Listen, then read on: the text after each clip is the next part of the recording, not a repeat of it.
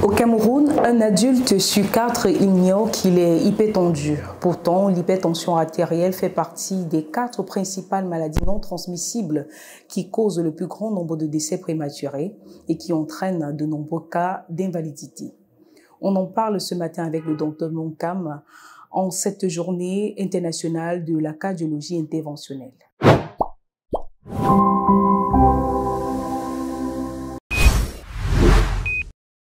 La prévalence de l'hypertension artérielle est de 30%, ce qui est une aberration. Quand on regarde les pays du Nord, notamment peut-être le Canada, la Suisse, tout ça, les prévalences ne dépassent pas les 30%, généralement c'est 20-25% et tout. Maintenant, quand on se situe en Afrique même, on a des pays où les prévalences peuvent atteindre les 40%. On était à 80 millions d'hypertendus en Afrique en 2000. En 2025, on est à 150 hypertendus, 150 millions d'hypertendus. Donc ça montre à quel point la pathologie galope véritablement.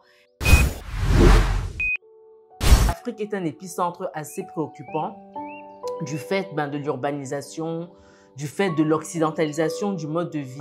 D'accord, de plus en plus de personnes, voilà, on mange beaucoup de fast-food. Maintenant, on se fait livrer à la maison, on fait plus suffisamment d'exercice physique et ça retentit même sur nos enfants. Voilà, de plus en plus, on a des cas d'obésité, voilà, sans compter le tabagisme, l'alcoolisme, etc.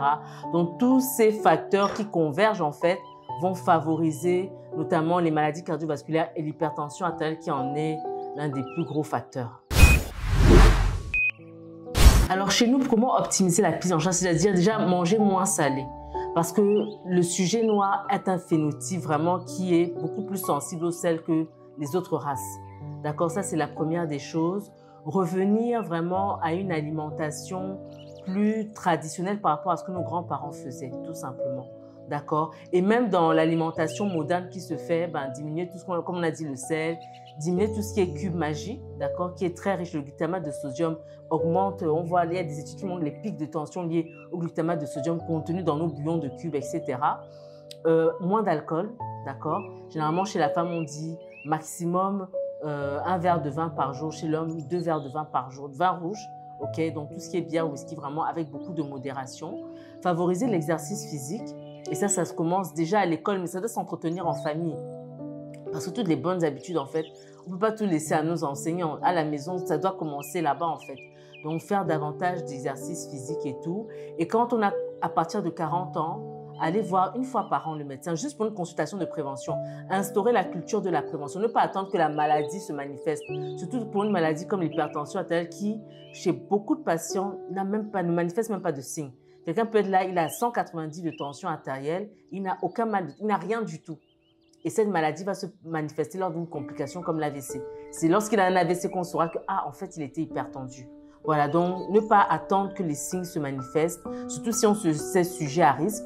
On sait que papa, maman, l'un ou l'autre était hypertendu. Voilà, on a un petit peu d'embonpoint, etc. Bon, voilà, ou bien lors des consultations de médecine du travail au boulot, on nous a dit attention, la tension est un peu élevée. Surveillez, faites attention à votre poids, faites attention à votre alimentation. Donc, ne pas négliger ces choses-là. En ce qui concerne les mesures gouvernementales, nous avons une société savante, qui est la Société camerounaise de cardiologie, qui, à son niveau, est très bien organisée avec le président, le professeur Anastase Didier, et qui essaye chaque année de faire des actions de prévention sur le plan national, en partenariat avec tous les cardiologues du Cameroun.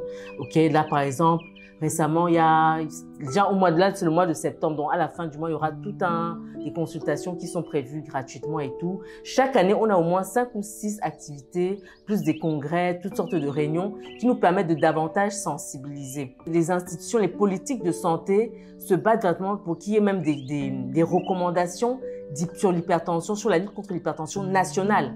Qu'on ne s'inspire plus forcément de ce qui se passe. Bien sûr, on s'inspire de ce qui se fait à l'international, mais on se les approprie au niveau national, justement, pour pouvoir mieux répondre à l'hypertendu camerounais, par exemple, si tel est le cas.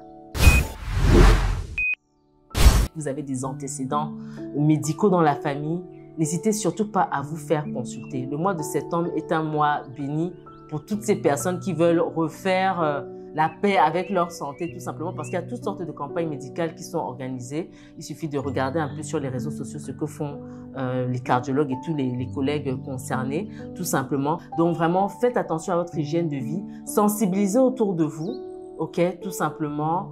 Et voilà, lutter contre le stress. Le sport est le meilleur médicament contre le stress.